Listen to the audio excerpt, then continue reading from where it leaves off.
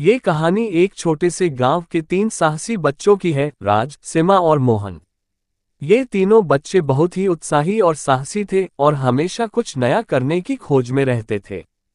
एक दिन गांव के पास के जंगल में एक पुरानी गुफा के बारे में सुनी थी, जिसे लोग भूतिया कहते थे। गांव के लोग कहते थे कि गुफा में कोई जादुई खजाना छुपा हुआ है, लेकिन कोई भी वहां जाने की हिम्मत नहीं करता था। ये सुनकर राज, सीमा और मोहन ने फैसला किया कि वे उस गुफा का पता लगाएंगे और वह खजाना ढूंढेंगे। तीनों बच्चे एक दिन सुबह सुबह जंगल की ओर निकल पड़े।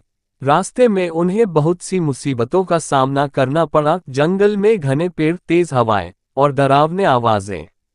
लेकिन इन सब के बावजूद उन्होंने अपनी साहसिकता और एकता का परिचय दिया। वे लगातार एक दूसरे को उत्साहित करते रहे और किसी भी डर को अपने रास्ते में नहीं आने दिया। अंत में उन्होंने उस गुफा का पता लगा लिया।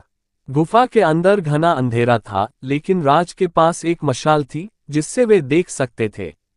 जैसे ही वे गुफा के अंदर गहरे गए, उन्हें एक बड़ा सा तिजोरी मिली, लेकिन तिजोरी बंद थी। मोहन ने हिम्मत दिखाई और तिजोरी का दरवाजा खोलने के लिए उसके आसपास के पत्थरों को हटाना शुरू किया। बहुत मेहनत के बाद दरवाजा खुला और वे भीतर पहुंचे।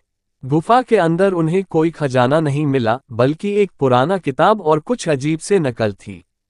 ये किताब एक पुराने साहसी की कहानी बयां करती थी, जो हमेशा अपने डर से जूझते हुए नई नई जगहों की खोज करता था। बच्चों ने समझा कि असली खजाना साहस और दोस्ती में छुपा हुआ था, और वे गर्व से अपनी साहसिक यात्रा के बारे में गांव लौट आए। वह दिन था जब